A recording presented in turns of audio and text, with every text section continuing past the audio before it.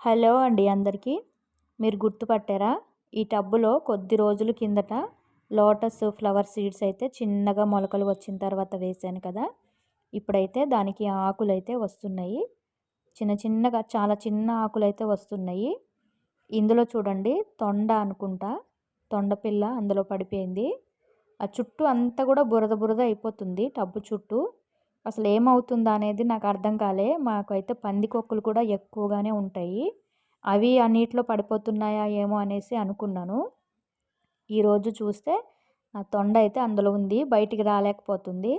ఇంకా నేను కూడా చేయి పెట్టి తీద్దామంటే నాకు భయమేసింది. అది ఎక్కడ కరుస్తదనేసి. ఇంక అందుకని తీయలేదు. చూడండి లోటస్ ఆకులైతే చిన్నగా చాలా బాగున్నాయి. సీడ్స్‌తో కూడా ఈజీగా గ్రో చేయొచ్చండి. అసలు ఎప్పటినుంచో నా కోరిక ఈ లోటస్ ఫ్లవర్స్ అయితే నేను ఇలా పెంచాలనేసి. ఫ్లవర్స్ ఎప్పుడొస్తాయో మరి చూడాలి. ఈ తొండనైతే ఎంత వెళ్ళగొట్టినా అసలు వెళ్ళలేదు. లాస్ట్‌కి ఒక కర్ర ఇలా చూపిస్తే వెళ్ళింది.